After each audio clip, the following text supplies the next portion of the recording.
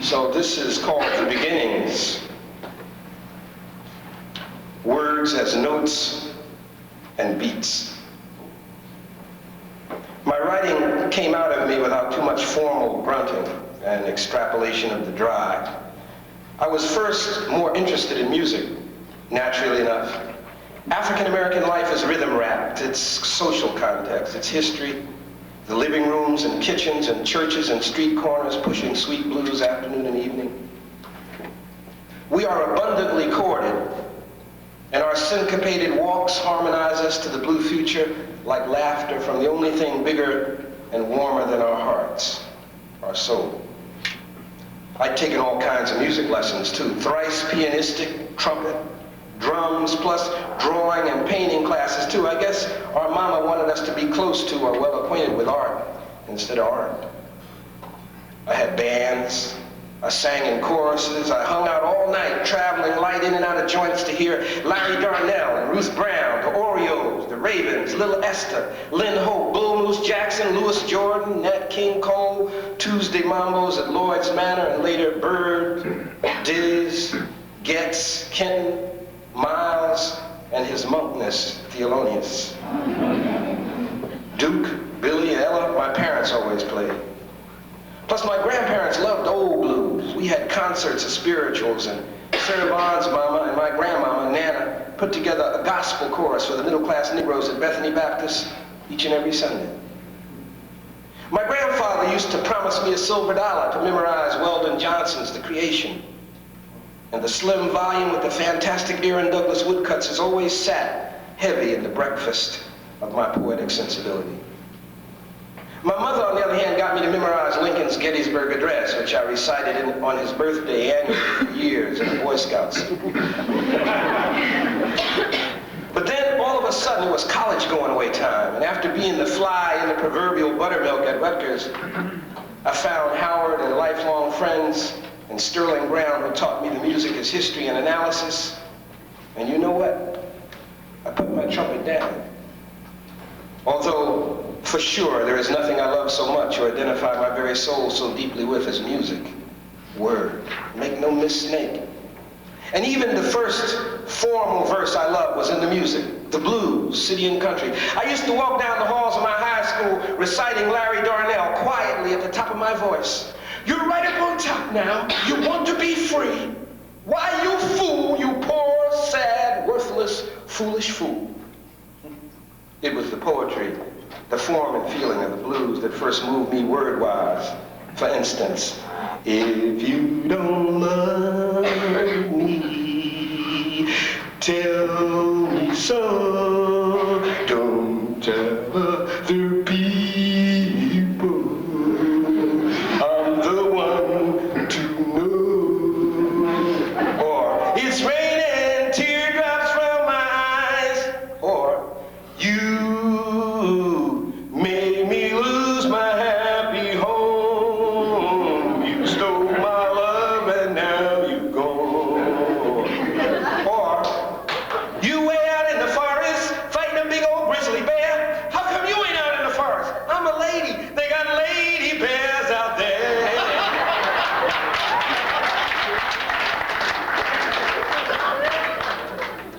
And with them, add the Langston Hughes poems in the Chicago Defender and a copy of the Rubaiyat of Omar Khayyam they sent my mother from the Book of the Month Club, where I also got Black Boy and Native Son, The Collected Poe, and Frank Yerby.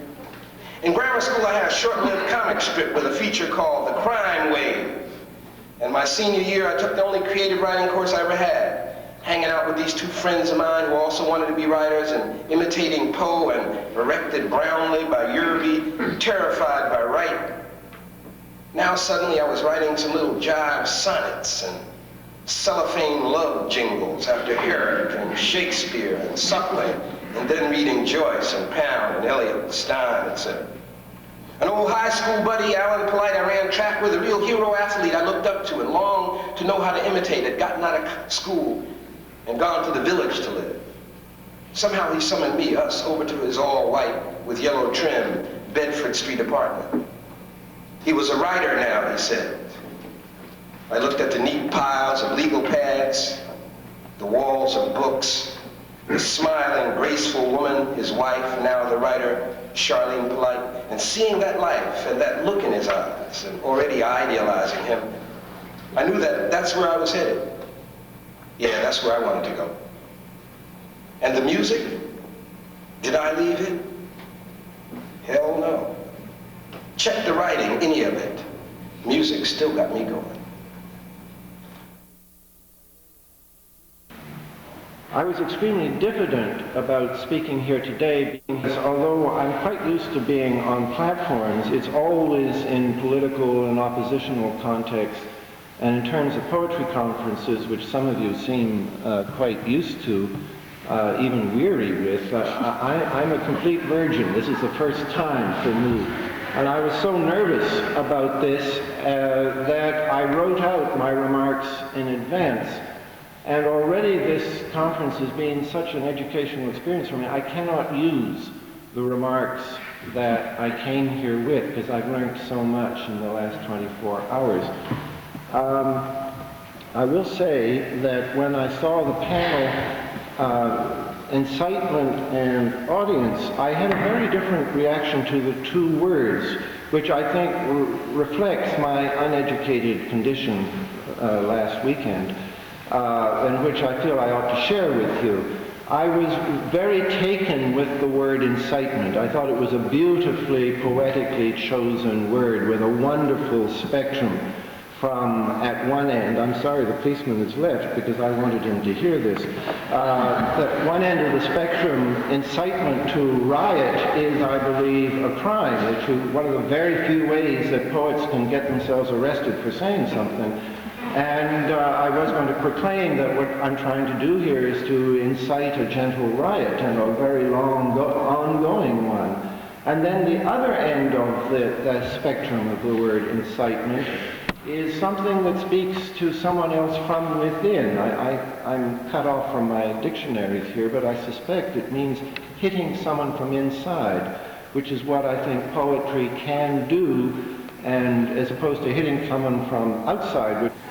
George Herbert was my great-great-grandfather. Not really. My great-great-grandfather was in Russia or Poland or somewhere getting his ass chased by Cossacks. But I am George Herbert's great-great-grandson. A little. Because of this language. And whoever is going to be writing this language as far from me as I am from Herbert will be even weirder to me than I would be to Herbert. The genteel, upper-class Anglican poet whose poems I adore and love very much. If culture and poetry mean anything, they mean I'm not only what I am. I'm something else, too. I'm not only a white Jewish man.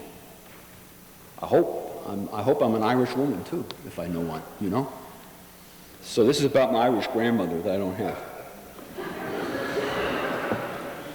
Window. Our building floated heavily through the cold on shifts of steam, the raging coal-fed furnace forced from the boiler's hull. In showers of spark, the trolleys flashed, careening under our cornice.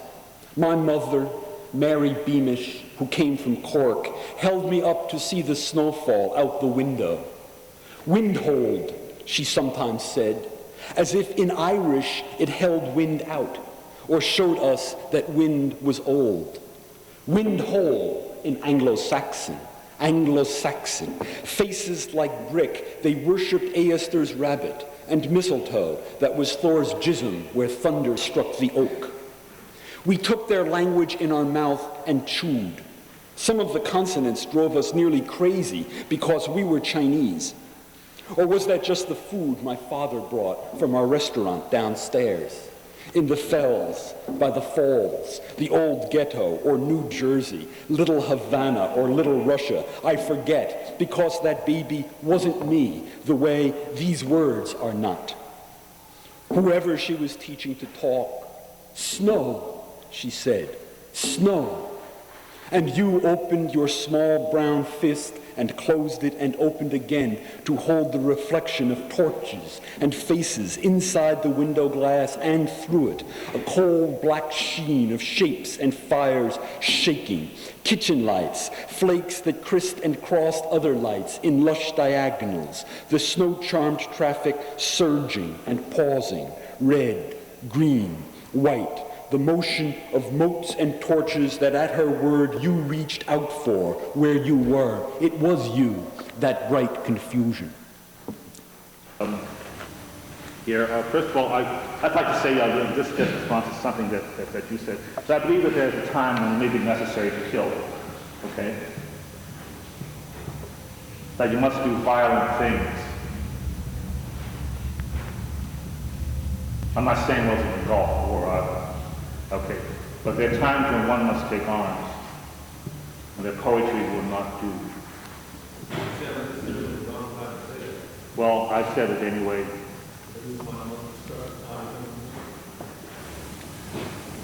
You can save it for the question and answer period. Nevertheless, I said it and I'll stick by it. If you're South African youth, perhaps, if you're a black male living in the city or anywhere in this country, there are times when you're going to live by violence and might have to do so. The Palestinian is always missing. It is always still difficult, and not only Palestinian, but the Arab, because most Arab artists and writers and intellectuals articulate their condition vis-a-vis this framework too, because there is that certain interconnectedness. And for instance, they cannot get the same kind of platforms. Also, you might hear of Salman Rushdie and the sentence of death passed against him, but when do you hear of the actual execution or killing of Palestinian writers, such as Hassan Kanafani and Kamal Nasser, or even Arab intellectuals like Hussein al-Rubwi, who were killed? Some were killed by Israeli agents, and Hussein al-Rubwi was killed by the official, nobody really knows exactly who, but agents of some official Arab order. But these are names and events that go unmarked. We're sitting here in Cambridge, and within about a 15-mile radius from where we're sitting, there exists some of the most powerful, wealthy, and prestigious institutions in the state and in the country and in the whole world. We have giant media organizations. We have Harvard, we have MIT. Decisions are being made right here that will affect hundreds of thousands of people for years to come in terms of their education and housing, health care, and their work. Yet we must not be overwhelmed by the enormity of those systems or the pervasiveness of their influence, because it still comes down to the fact that there are individual editors deciding what pictures are run, what stories will be run. There are individual radio programmers deciding that we can have a day of music for Greek Independence Day or Polish Constitution Day, but not a day set aside for Black History Month. Clemente's bullets for Clemente Soto Vélez. Half a century ago, when the island was stripped of king and machete slashed instead at the soldiers of empire, Clemente was a poet in a bow tie, with a gaze like the mirror of heat on black water. And the storm crackle of his voice swept the crowds chanting into the plaza's brilliant noon. From the podium, his hands beat the air like the wings of leashed birds, orchestrating the heart rhythm of fists, the striker's song. His words became the prosecutor's evidence. Puerto Rican, the independence of Puerto Rico depends on the number of bullets in your belt. Sedition, said the general's jury.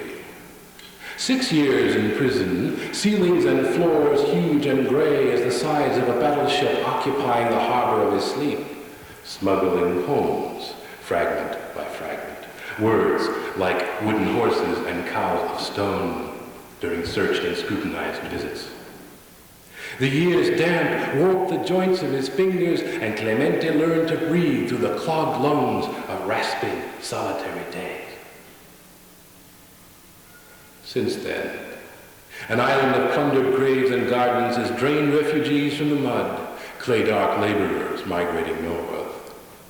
In New York, his long white hair is winter sky, the smoke of cities taken by the rebels at last, as Clemente remembers the language of bullets, the prosecutor's evidence that looted his lungs and abducted the grace of his fingers. Now when Clemente shouts a poem, his brittle hands are holy, veined with the lightning of prophecy, when revolution will race across the plaza with the barking of rifles, and he will awaken to a morning in 1936. The poet, it can be only three things. A servant, a clown, or an enemy. I think the enemy are those who are sitting here, because the way that we write our poetry has not followed the norms of usual or the canons of literature. So when I talk about Mayan culture, I look into the concept of our own view and cosmology. It's Mayans. We haven't been able to speak out about our own culture for 500 years. It is very important in discussing the current situation of Mayan people in Guatemala. I was a school teacher in the western parts of Guatemala.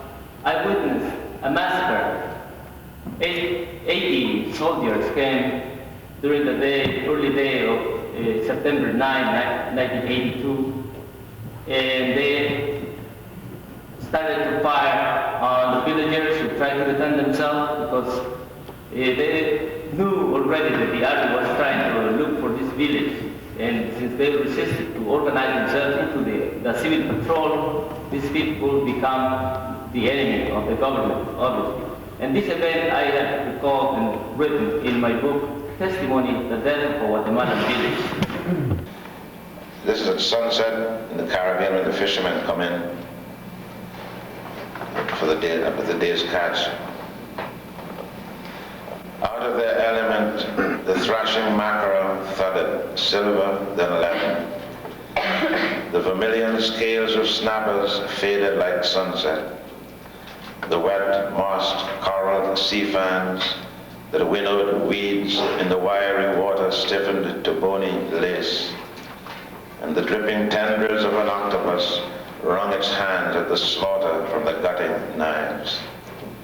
Achille unstitched the entrails and hurled them on the sand for the palm-ribbed mongrels and the sawing flies.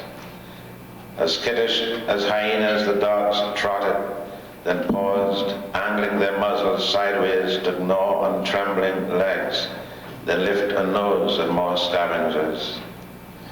A triumphant Achilles, his hands gloved in blood, moved to the other canoes whose hulls were thumping with fishes. In the spread seine, the silvery mackerel multiplied the noise of coins in a basin. The copper scales, swaying, were balanced by one iron tier. Then there was peace. They washed their short knives. They wrapped the flour-bagged sails. Then they helped him haul, in God we trust, back in place, jamming logs under his keel. He felt his muscles unknotting like rope. The nets were closing their eyes, sagging on bamboo poles near the concrete depot. In the standpipe's sandy trough, aching Achilles washed sand from his heels, then tightened the brass spigot to its last drop. An immense lilac emptiness settled the sea. He sniffed his name in one armpit. He scraped dry scales off his hands. He liked the odors of the sea in him. Night was fanning its coal pot from one catching star. The no pain lit its doors in the village. Achille put the wedge of dolphin that he'd saved for Helen in Hector's rusty tin. A full moon shone like a slice of raw onion. When he left the beach, the sea was still going on. Thank you.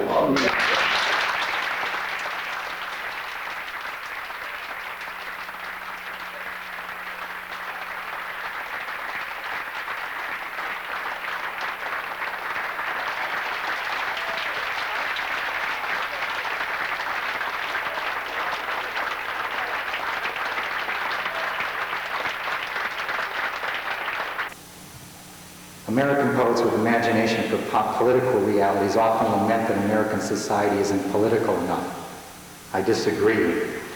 American society is, if anything, almost completely politicized. It's just that we don't think of our society as one in which power and the transgressions that surround power define the core of our social and personal beings, with the ultimate power in an extraordinarily complex state apparatus combined with corporate and military interests. Ours are not by any means Whitman's democratic vistas. Who are these conglomerates? Who is Westinghouse? Who is General Electric? Guess what? They make the smart bombs. They make the cruise missiles. They're into the electronic surveillance and everything else which made this massacre possible, which they could glamorize and turn into Nintendo games on television, and through which they could manipulate their report of the mind of the American people so that they arrive at that gross falsification. And what particularly troubles me about it is that we are not aware of the degree to which information is being controlled by those who also are in the business of manufacturing arms, and if necessary, manufacturing wars, so that they can have a market for their arms. If we don't understand that, then our being here and the truth we strive to work out and arrive at together is only a partial exercise. We have to be willing to push the truth as far as we can. And what we don't know, we must insist on knowing. We must demand the right to know. I am always reminded of Chilean poet Pablo Neruda, who was quoted earlier by my colleague Marjorie, of Neruda's advice to young poets not to begin by writing political poetry. He says, political poetry should emanate from profound emotion and convictions. Political poetry is more deeply emotional than any other except love poetry, and it cannot be forced without becoming vulgar and unacceptable. You must have traversed the whole of poetry before you become a political poet. And a political poet must be ready to take all the blame heaped on him for, quote, betraying poetry and literature by serving a cause, unquote. Therefore, political poetry must arm itself internally with enough substance and content and emotional and intellectual richness to defy anything of the sort. It seldom succeeds. The strong collector of my heritage is always with me. This emotion may be even stronger than my desire for it, rather than by my being in it. And this may be the central opposition within poetry as such, the opposition between the individual and the collective, which become 2 points of the metaphor. Perhaps it is the most important opposition and the most important freedom that poetry is willing to grant, to be able to speak to others as freely as one speaks to oneself.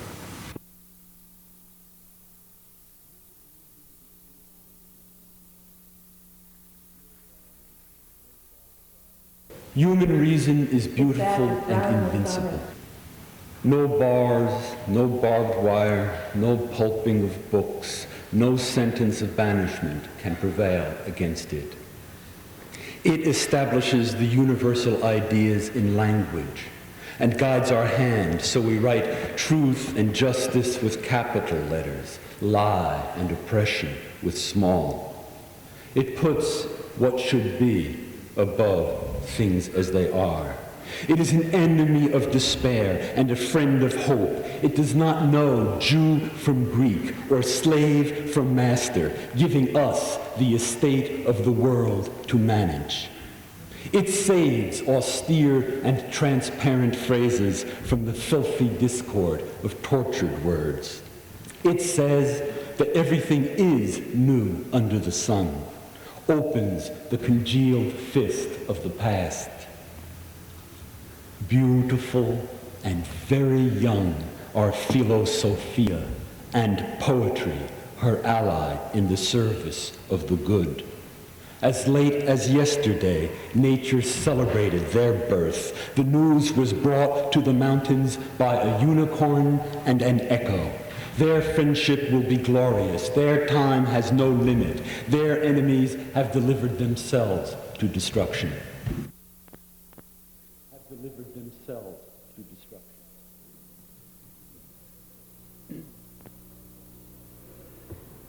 It's sort of the Fats-Waller principle. One never knows, do one? One never does know. And as poets, we can't do any more in the telling than you as readers can. So I quickly abandoned that and felt, obviously I didn't abandon it too much, but I thought the only way to respond to last words was to sit around and take notes and come to everything. Obviously, coming to everything has meant it's been a lot like life. I've been amused a couple of times. I've been bored a number of times. We can't forget that the oppressor also goes on too long, also doesn't know what he or she may be talking about, that poetry is no license to, I should say, Boris, I don't even know how to finish that. It's no license. Or all of ours, at times, ought to be revoked. I'm reminded of what my daughter Arden said years ago after one particularly long evening at the house. She said, all you poets, that's all you do. Drink and talk and smoke. Drink and talk and smoke. Well, that's not all we do, but that's some of what we do.